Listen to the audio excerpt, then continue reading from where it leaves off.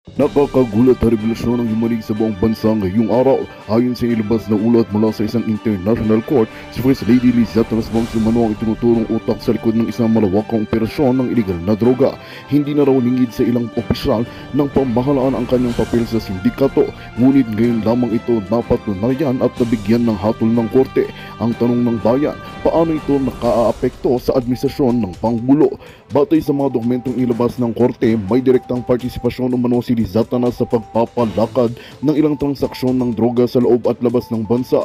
Ilan sa mga ebidensyang inilahad ay may mga bank records, komunikasyon at testimonya ng mga dating kasabwat na ngayon ay nasa Witness Protection Program. Sa naging desisyon ng korte, hinatulan na siya ng pagkakakulong habang patuloy na inaalam ang lawak ng pagkakasangkot ng iba pang opisyal. Tumanggi namang magbigay ng pahayag ang kampo ng Malacanang. Sa gitna ng malalang isyong ito, nangangamba ang taong bayan sa magiging epekto ng revelasyong ito sa kredibilidad ng pamahalaan, lalo na sa usapin ng kampanya kontra droga. Habang tahimik ang Pangulo sa usapin ito, umaasa ang publiko sa patas at makatarungang proseso ng batas kahit sino pa ang sangkot. Tutok lang sa aming susunod na ulat para sa karagdagang detalye sa kontrobersiyang ito na patuloy na naglilindol ng bansa. At yan nga ang balitang ating pagkakatutukan. Ngunit bago ang lahat, siguraduhin mag-subscribe at ihit ang notification bell para sa patuloy na pagtutok sa mga sulyap ng bagong balita dito lamang sa tunay na boses ng masa.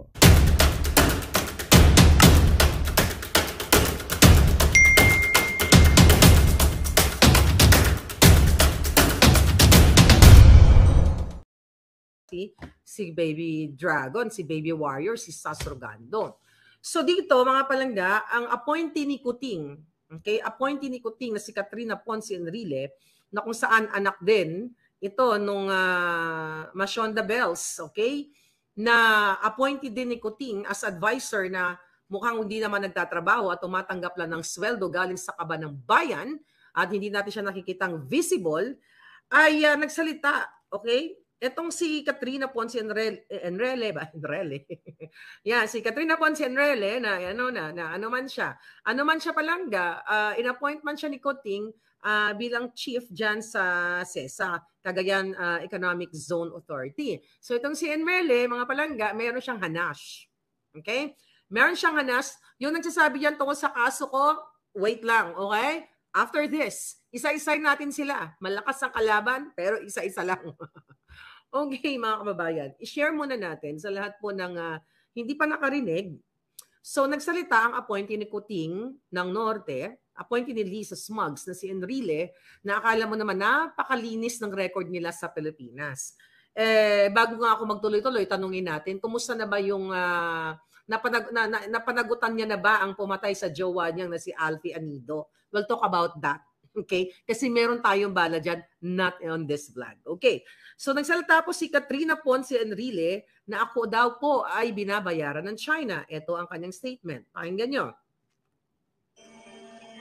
I just found out also that Martin Andanar is not based here. He is not based in Beijing. He is the one funding all this disinformation, like Maharlika, like SAS, like all these others. They're not doing this out of love of country. They're doing this because they're getting paid. You want to continue to listen to their rants? Go ahead. But understand they're being paid from China. When another country is trying to control even the narrative that is going to be brainwashing everybody here, we're in deep trouble. We are easily fooled. We like to always go with the underdog. But who is really the underdog? Try your best to broaden your mind and think about it. It's usually the people in power.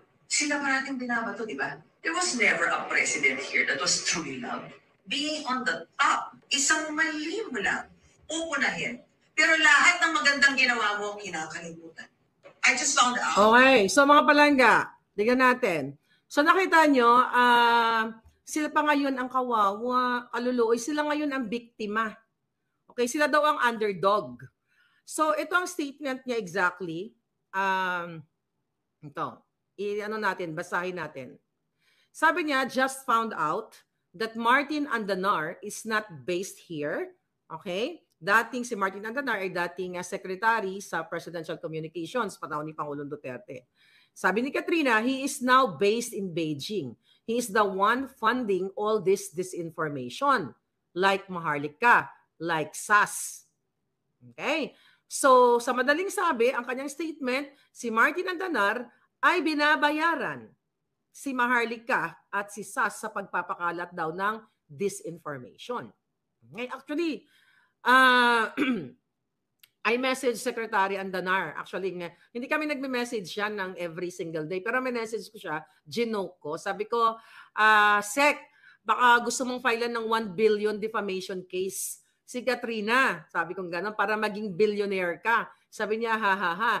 Tapos sabi ko, pa-filean ko rin siya ng $1 billion case para maging dollar billionaire ako. So that was a joke. Okay? Yun ang joke ko. Tuloy natin. Sabi ni Katrina, okay, na pinabayaan, hindi makatanggap ng hustisya ang kanyang jowa na si Alfie Anido na ang pinagbibintangang tumigi sa kanyang jowa ay walang iba kundi ang kapatid niyang si Jack Enrile. Again, let's talk about that ng isang session. Pinapaalala ko lang dun sa mga kaidaran ni Katrina kasi I was young during that time na nangyaring tinigi ang kanyang jowa. Ikaw, Katrina, bago mo ingalngal ang kipay mo, siguraduhin mo lang, nasabi nga ni Sec Andanar ay mema ka lang, may masabi ka lang. Patunayan mo dahil nasa inyo ang resources, may pera kayo, sa inyo ang kapangyarihan na si Andanar, si Maharlika, si SAS ay binabayaran ng China. Magpakita ka ng isang ebidensya na ako ay binayaran ng China. Ikaw ay isang ahas din na utusan ni Lisa Smugs. Siyempre, si Lisa ang nag-appoint sa'yo, si Lisa Smuggler. Di ba? Ito po ay naipapakita ko sa inyong, sa buong mundo, na effective tayo. This is very effective journey ng inyong palanggang Maharlika. Tuloy natin ang sinabi ni Katrina. All this, like Maharlika, like SAS, all these others, they are not doing this out of love of country. Oh, really? Kayo, ano ginagawa nyo? Yung pangungulimbat sa kaban ng bayan, yung inyong pagpapahirap sa kaban ng bayan, kayo, kasabat si Lisa Smugs, love of country ba yan? Yung pagnanakaw ng amo mo na si Lisa Araneta Smugs, pakikipagsabwatan sa Okada dahil si Lisa hindi maka-file ng case against me at kay Attorney Glenn Chong laban sa kanyang signed affidavit na nakikipagsabuatan si Lisa sa Smartmatic noong March 2022 at si Lisa ay inaakusahan ko na nakikialam at nakikipagsabuatan diyan sa issue ng Okada. Hindi niya ako ma-filean ng case kaya gumagamit siya ng kanyang mga ulol na mga asong julol o mga ahas kasi hindi niya kaya dahil isasalpak ko sa kipay ni Lisa Smugs ang ebidensya na nandoon siya sa Okada. Diba? You broaden your mind. Sabi nga nito ni Katrina. Eto, Katrina, ano pa sabi mo? We are not doing, statement na lang, they are not doing this out of love of country. They are doing this because they are being paid. Tangina, China, nasa na yung pera? Bayaran ko na lahat ng utang ko. China, baka naman. Baka naman. Okay? Maibigay nyo naman yan ng bonggang-bongga at lahat ng jutang generous ko dito sa Amerika, pati Tesla ko, bayaran ko na rin para zero utang na ako. Okay, tuloy natin. Ang ito sabi ni Katrina, you want to continue listening to their rants? So, tinatanong niya yung mga audience niya, di ba, na gusto niyo bang magpatuloy na pagkikinggan itong mga rants ni Maharlika at ni SAS at ang iba pa? Bakit ka apektado? Bakit apektado ang bestie ko? Apektado si Lisa, mga hitad. Nakita ninyo, ginagamit niya yung mga appointee. This is a pogi points o ganda points for me and for SAS. Si Martin Andanar, nag-work siya doon. I believe nag-host siya as an anchor sa station sa China. At nakita ko, nagluto-luto lang naman si Dodong. Di ba? Hindi na damay. Hindi ko nga nakikitang nagbubuljak si Sec Andanar. So, ibig sabihin, this is a badge of honor, darling. For Maharlika. This is a trophy. Ibig sabihin, we are effective. Imagine mo lahat sila umiikot ang kipay. Ano, sabi mo, Katrina, go ahead. Talagang makikinig ang mga palangga ko. Sabi niya, but I'm just telling you, they are being paid from China. Show the proof. Kahit piso, kahit 5, na binabayaran ako ng China. Di ba? O mag-appeal ka dito, di ba? Mag-appeal ka. Maggamitin mo lahat ng power mo na ako ay bayaran ng China. Kung ako ay nakikipag-conspire sa China, nakikipag-conspire ako mismo, ang bansang Amerika na minahal ko, dalawa, pwede naman magmahal, di ba? Eh kung mga buwaka ng inang si Kuting, si Tambaloslos ay hindi lang nagmamahal, sumutsuk-tsak ng 2, 3, 4, at least pwede ako magmahal ng 2 bansa. Yung bansang pinanganakan ko at bansang tinitirahan ko. Okay? So ano yan, Katrina? Mema ka lang talaga. Okay, dapat sa'yo kasuhan ni Andanar dyan ng 1 billion defamation case, $1 billion. Okay, sabi ni Katrina, but I'm just telling you that they are being paid from China. Ito po ay pagsira sa aming kredibilidad, especially sa akin. Okay? Number 1 ako dyan eh. Sinisira nila, dinidefame nila sa utos ni Lisa, sa utos ng gobyerno na si Maharlika ay bayaran ng China para masira yung momentum natin. But definitely, ikakalad ka rin natin si Lisa dito. Hindi natin makakalimutan ng issue na ang behind ng isyong ito ay si Lisa Smugs. Yung gobyerno na sila pa ngayon na nagpapanggap na sila ay aping-api. Pukin ang ina, kayo pa yung aping-api, sa inyo na yung pera, sa inyo na yung power, kayo pa ang api. Baka ng genemis na mga to. Okay. Sabi ni Katrina, when another country is trying to control even the narrative that is going to be brainwashing everybody here, we are in deep trouble. Okay? Walang bansa, okay, na nagkokontrol ng narrative. Kaya may ganitong narrative sa bayan natin dahil sa kagagawa ni Lisa Ahas, sa kagagawa ni Kuting, yung buwaka ng inang niyan sa pagnanakaw sa kaban ng bayan at walang pagpapahalaga sa mga Pilipino. Imagine niyo, lubog ang Davao ngayon. Nasaan si Kuting at si Lisa? Nasa wedding. Anong ginawa ni Kuting? Ha? Kahapon dyan, pinatawag niya yung mga kaklase niya sa Dilasal. Nagparty, nag-inuman, baka nagtsuktsakan pa mga buwakan ng ina sa Malacanang. Wala siyang pakialam sa mga taga-Mindanao man, ha? Taga-Mindanao, mga palangga. Di ba? Hindi, ako talaga parang si Katrina, no? Baliko. Di ba? Baliko ang utak, no? So, yung mga Davao, no? Particularly, binabaha, nasa kalamidad. Pero ang buwakan ng inang Kuting Junior ay nagpa-party at nasa kasalan. So walang bansa na nagkukontrol at ng narrative. Walang nagbi-brainwash kay Maharlika. Ito ay nakikita at nararamdaman mismo ng taong bayan yung kahayupan ng gobyernong sinusuportahan mo, Katrina, dahil pukengkang mo ay sinasalpakan ng pera ng bayan. Sumisweldo ka galing sa pera ng bayan. Hindi ko alam kung magkano ang mga kickback mo. Wala pang puting as galing from CESA. I hope manawagan ako, puting as from CESA. Maybe naman. Okay? So, yung narrative na sinasabi mo, ito lang ang ibig sabihin nito. Palpak si Kuting. Kami ba ang nagbabiyahe? Diba? Ilang travel ang ginawa ni Kuting. Yan ba? Control ba ng China yan? O ng other country? O let's talk about China. Control ba ni China? Sinasabi ng China na sige, mag-travel ka dyan para may masabi yung taong bayan o si Maharlika. That's BS, mga kababayan. This is, sabi ko nga, ito ay trophy na natin. Panalo na tayo. Lahat sila umiikot ang kipay-laboom. Okay, ano sabi mo pa? Hot water, please. Butler. May butler ako ngayon eh. Alright, nasa labas tayo ng Nasa labas tayo ng bonggang-bongga. Anyway, okay. Sabi ng Hitad, we are in deep trouble. Now, yes, it's true, Katrina, that the Philippines is in deep trouble. Is in deep trouble. You know why? Magkaroon ka ba naman ng presidenteng bangag? Presidenteng addictus benedictus? Polvoronic?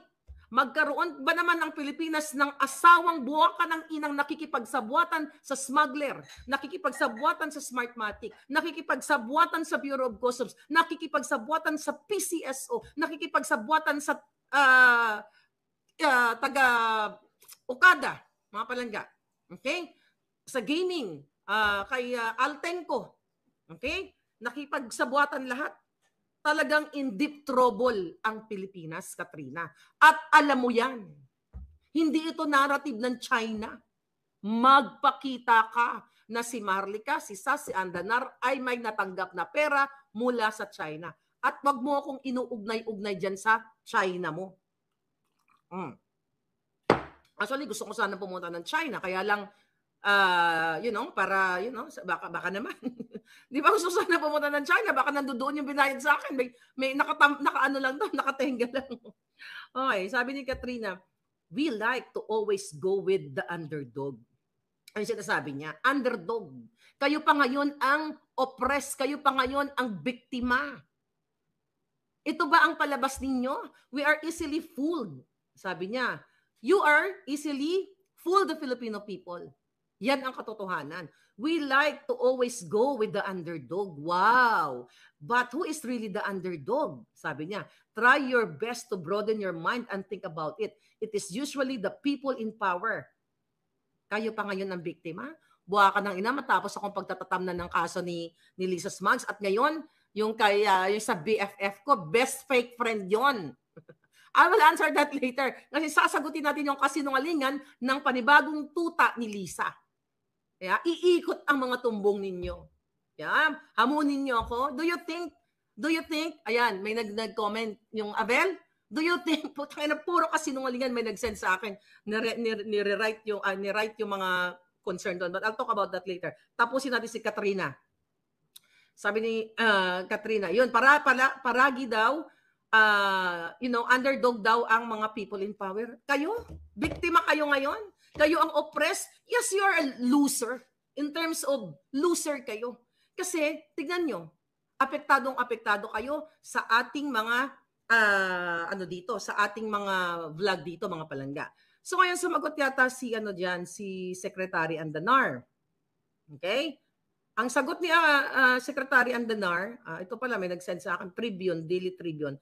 Andanar slams Katrina Ponce Enrile, claim he funds disinformation from fake news. Okay, sabi dito, news anchor and former Communications Secretary Martin Andanar on Monday slammed Cagayan Economic Authority Administration and Chief Executive Katrina Ponce Enrile for accusing him of funding disinformation campaigns from Beijing. Okay? Ngayon, ang sagot? So, syempre, sabi dito, nabasa ko na yung statement, Andanar denied the allegations na sinabi ni Secretary Andanar na fake news ito and he is a staunch defender of the Philippines. Sabi ni Andanar, nag-post pala si Secretary Andanar tungkol sa corned beef. Sabi niya, for the pretense of being a staunch defender. C for corned beef with pure food, still the best in my book. Sabi ni Secretary Andanar. Sabi ng Tribune, Andanar also told Enrile to research to avoid embarrassment and being labeled as mere mema lang. Okay? Ang sabi ng mema, may masabi lang. Alright. So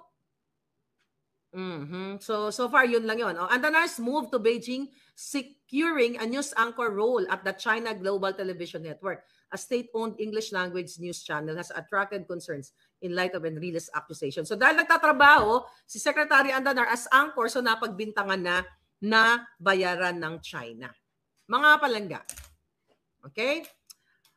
Bakit kami, ako, si Secretary Andanar, di ba, na pumapasok, na-entertain ni Katrina sa thoughts niya na kami ay bayaran ng China. Yan po ang pinifeed sa kanya ni Lisa. Lahat ng pangyayaring ito, si Lisa ahas, dahil si Lisa ang nag-appoint niyan, hindi si Kuting ng Norte. So sa kabila ng, ibig sabihin mga palangga, we are very effective. Nakita ninyo, binibigyan tayo ng limelight. Nasasabihin, bayad tayo ng China. Kasuhan dapat ang mga yan. Kaya nga sabi ko, Ray Pileo, sabi ko kay Secretary Andanar, anuhin niya ng 1 billion defamation case o cyber libel case. Kasi panalo ka agad siya dito. Solid Maharlika ako, boycott Delimundo. Alright? So ano gagawin natin sa kanya? Tignan natin kung ano pwede nating magawa sa kasinungalingan ni Katrina. But again, eto lang ang masasabi ko sa inyo palangga. Congratulations sa inyong lahat. Kasi dahil sa inyo, dahil sa mga boses ninyo, tayo ay nagwagi. So wala tayong pera, wala tayong kapangyarihan. Tapos sila pa ngayon ang nagkiklaim na sila ang biktima. Di ba?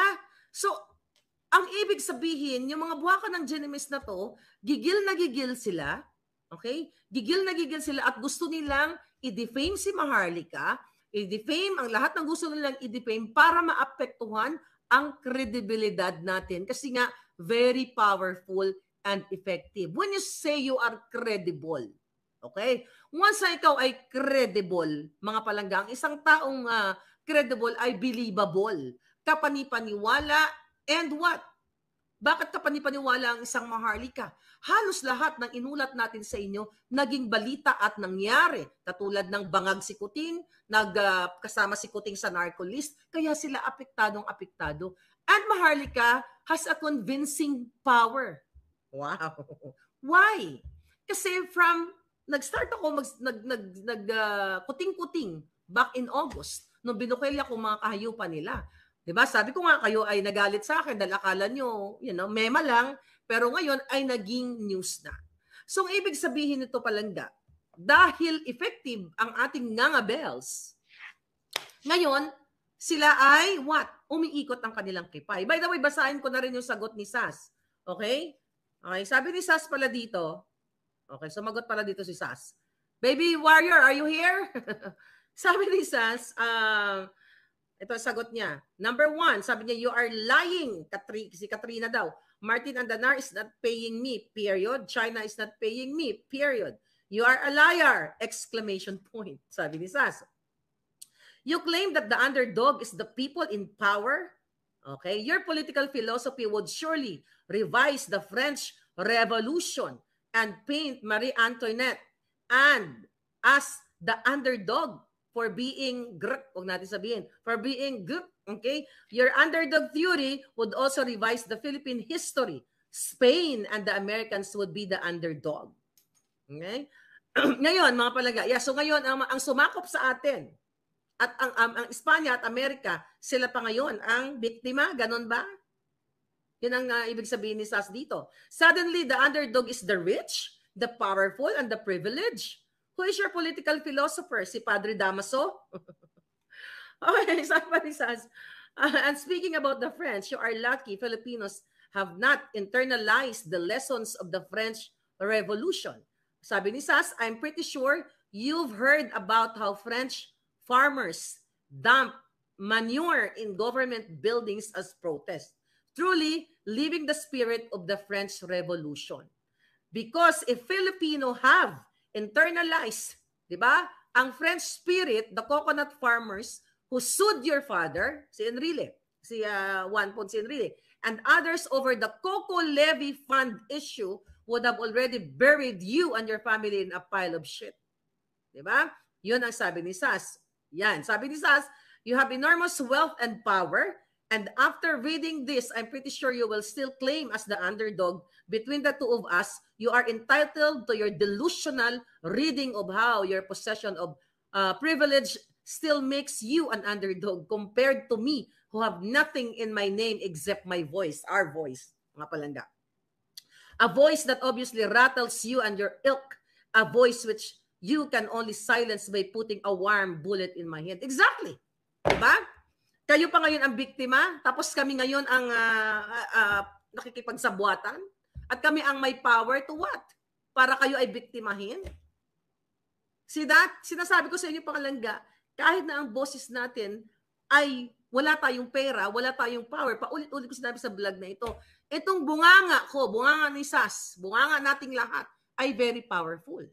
Kasi naaapektuhan sila. Bakit sila naaapektuhan? Kasi totoo. Kasi kung ang ginagawa ng gobyernong ito ay asikasuhin kung paano bumangon ang Pilipinas, kung ang ginagawa ni Kuting, buha ka ng ina niya, kung hindi siya nagpa-party ngayon, kahapon dyan, kasama yung mga classmate niya, hindi siya umatid-atid ng wedding, mga kababayan, at iginugugol niya ang kanyang panahon bilang isang presidenteng underdesaya na ginujombag ni Lisa Smugs.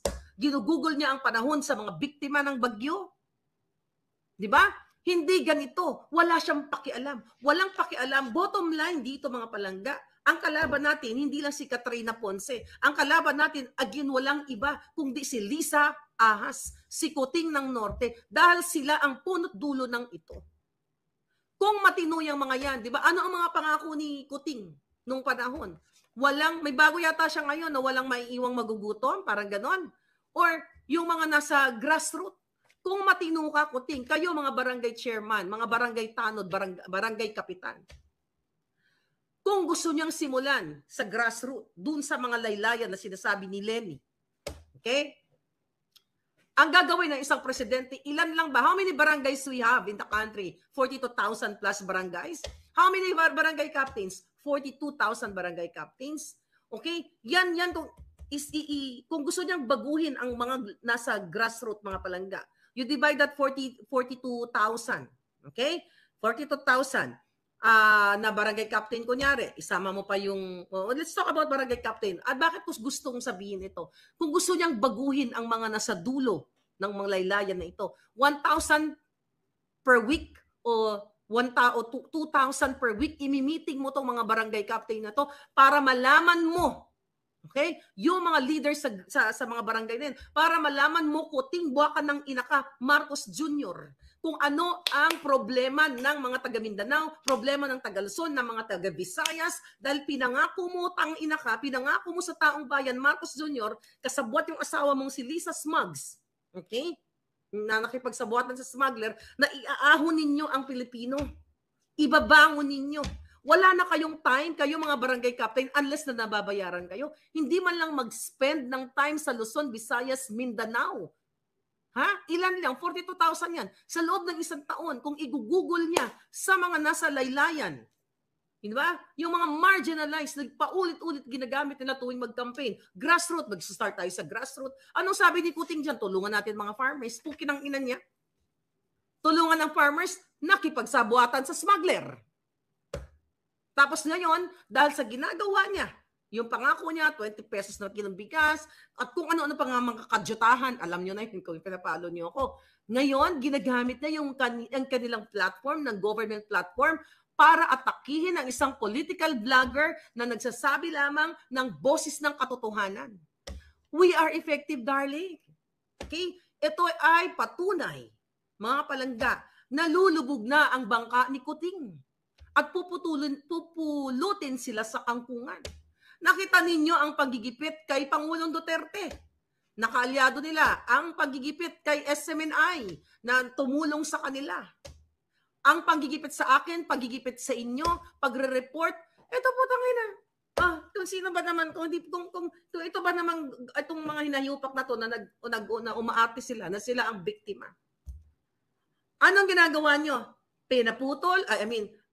Ginawa na paraan ni Lisa Ahas Araneta Marcos na ma-take down ang 2 page ko. Anong ibig sabihin yan? You are loser. Diba? Lahat kayo losers. Lahat kayo, di ba? Kasi pinigilan tayo.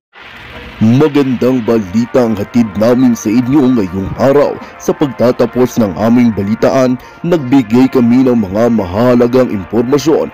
Maraming salamat sa pagtutok at pagsuporta sa aming programa. Huwag kalimutang manatili sa mga susunod na araw para sa mga bagong balita at mga kwento na dapat nating abangan. Mula sa Boses ng Masa, magandang araw, Pilipinas!